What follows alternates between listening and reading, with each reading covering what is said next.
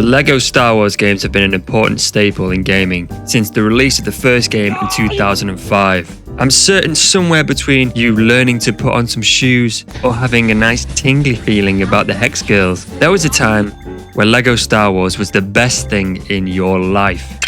I have so many memories on the first and second games. In fact, I think I can remember more rainy days in Dex's Diner than any maths lessons I've ever had in my life. Those games were incredible and created a legacy still very relevant today. A very, very high IQ play releasing LEGO Star Wars in that time. Very big brain move. Since then, many different IPs have had their LEGO game adventures, but in March of 2011, it was time for another blast into the galaxy far, far away with LEGO Star Wars 3: The Clone Wars. Now, this game was set during the Clone Wars and followed the first 2 seasons of the newly released animated show. It boasted new graphics, new features, and large-scale battles just like you'd be doing at home with your own LEGO. Unfortunately, there was no way to carpet bomb your little sister's fairy castle with the full might of the Republic fleet. I really do think they missed the mark there, but what a shame. Anyway, personally I really like this game, but I feel like it didn't really receive the admiration it deserved. And I think it often gets overlooked when it comes to the halls of the greatest LEGO games. So sit back and relax while I regale you with tales, tell you about all the details, and explain maybe why LEGO Star Wars 3 is a forgotten gem. Now this game opens with a great little prologue on Geonosis. This is meant to serve as a tutorial level to get you to grips with some of the new mechanics. One thing to note straight away is it's one of the last LEGO games to have the classic mumble talking. After this kind of game, and I think Pirates of the Caribbean and the last LEGO Star Wars game, they'd all be fully voiced, like we've come to know today. But personally, I have always preferred the mumbling as it adds to the charm of what makes these games great, and it makes for some funnier on-screen jokes.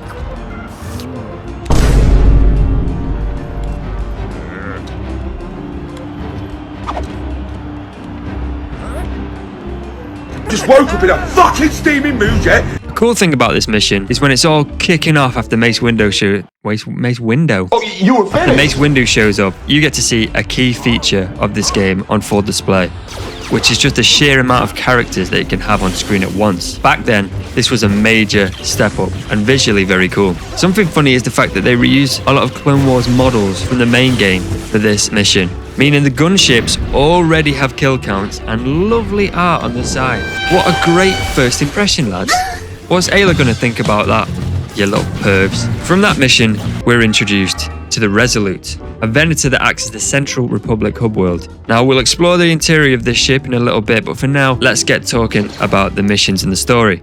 As stated before, this game follows the first 2 seasons of the newer animated show. And this is somewhat disappointing as it means that we'll never get to play some of the better story arcs like Umbara or even like the Citadel. But I suppose it makes sense it just being the first 2 seasons, as the other seasons weren't obviously out yet, but this is probably a kid's game, so the darker storylines maybe wouldn't have translated as well. Although saying that, there is some really sort of dark and spooky stuff in this game. The missions are found under the galactic map, where you can also select from your characters a new versus mode and what is basically galactic conquest, utilizing the large-scale RTS type mode, which we'll talk about in a minute. In the story, you can basically play through each episode angled towards tracking down a specific villain, whilst also defeating minor villains along the way, which then they get locked up in the Venator detention center, where you can buy them. Now, like I mentioned just before, there are 2 sort of level types on this game. One being the normal LEGO puzzle action adventure, and the other being these large-scale RTS battles, where both you and the enemy control points on the map, with the ability to create things like barracks for troop deploys, long-range gun emplacements, and vehicle drop points. The goal of this mode is to lead your army into the battlefield and take out the enemy bases. You can actually take over enemy bases by destroying all the stuff, all the little bits all over there that they currently have on it. Sometimes this is very easy and they just have normal stuff on there, but the CIS like to flash their cash around on this game and order ray shields and bloody solid gold or silver fortifications. Okay, lates, The Zeppies have deployed their iced-out diamond cannons. We're in for a tough fight. Did you bring the drip laser? A neat little feature is the fact that the clone commanders, such as Cody, Rex, and a few others, can lead platoons of clones into battle and have them target specific things all at once. I don't think it's as effective as hopping in a tank and decimating everything, but it's there and it's a nice, cool feature. But the normal missions on this game, on a whole, are pretty good. I definitely enjoyed the level on the Rishi Moon. Playing out that episode was very fun, fighting the commando droids and the eels. Rest in peace. Cut up, you will be missed. This level even shows off the new scene switch mechanic. Switching from the boys inside to Heavy, defending the station from hundreds of unrelenting droids, who then suddenly relent when they reach the top. They don't go anywhere, they just stand there. And I know the feature of, maybe the main selling point of this game is having so many enemies on at once to make the battles feel larger. But some versions of this game don't actually include it, because this game was released on pretty much literally everything. So there's going to be differences in the power that each machine could put out. I mean, you could probably play this game on your granddad's hip replacement. You know, I think a port was probably released at some time. Another standout mission was the mission to the Geonosian catacombs. The build-up of walking down these hives in the dark with just your helmet lights on is actually pretty spooky, even though we're in a Lego game. I was wondering if they'd actually show the zombies, and well, they do. They're pretty horrific, to be honest, and then you can slice them up and turn them into little crawlers like in Call of Duty. There's even a scene at the end after defeating their mum where you get chased by like 1 million of them, and it's bloody nasty and horrible. Look at them all, like flies. When I was playing this game, I was thinking, you know what, it would be actually pretty cool if we got like a Clone Wars game that covered episodes like this, but I think there's probably a 0% chance of that happening. Anyway, back to the Venator hub space, as mentioned before. I think this is one of the coolest things about this game. The Venator is literally nearly completely explorable. You can travel to the engines, to the bridge, to the side hangars, the med bay where you can create your own character. There he is, eBay man. You can go to the outer turrets and shoot down fighters, the detention center, and even the main hangar. And they're all linked by these funny little elevator bits.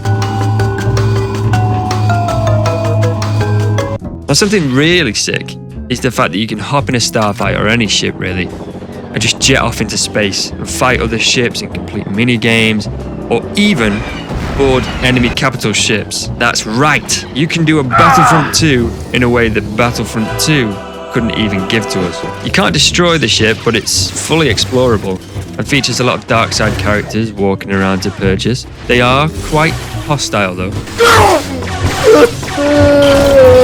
And now, with all that said, the reception of this game was sort of mid. It received, and this is not a joke, a lot of 6s and 7s out of 10s. Yeah, with some reviewers being nice and happy with it, and you know, it's a good game, it's visually amazing, it's a big upgrade, and some being little gimps about it like usual. It's going off and it's probably the dullest entry of all time. I'm gonna go back to playing Tetris. I think this game was received well by the general audience though. It sold pretty great, people liked it. However, there's just something that for whatever reason makes it disappear from people's minds. It's like the one you forget existed. Maybe because the hype for the original ones is still so massive, it overwhelms this one. Or maybe the setting just isn't as memorable for people. The people who are interested in the Lego maybe just aren't that bothered about the designs for the Clone Wars characters. But I think this game has some great mechanics, namely the big battles, the RTS type things, they're quite cool. The stories following the Clone Wars missions, the episodes, is a great idea and it works really well. I think some of the new features and mechanics are great, and the humor is obviously on point and it is really fun.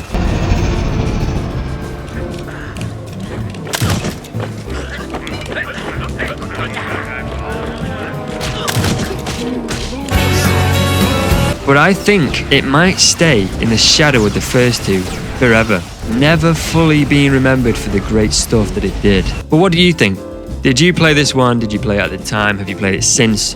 Did you like it? Where do you think it ranks in the whole Lego game system, or just the Lego Star Wars games in general? I like this one. I think it's a good one. I think you should go out and give it another go, even if it's just for an evening. Anyway, I hope that you liked the video. If you did, please give it a like, give it a hype. They help massively get the channel out there. So please, if you feel like doing that, then do it. Let me know what video games, what Star Wars games you want me to cover next. Consider subscribing, and I will see you in the next video. Goodbye.